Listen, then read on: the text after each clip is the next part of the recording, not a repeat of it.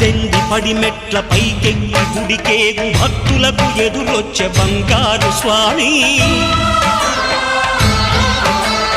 ఇరుముడులు స్పృశించి శుభమనుచు దీవించి జన బృందముల చేరే జగమేలు స్వామి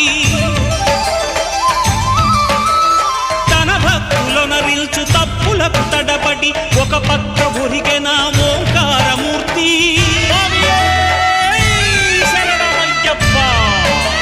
స్వాములందరూ తనకు సాయము కాగా ధీమంతుడై లేచే ఆ కన్య స్వామి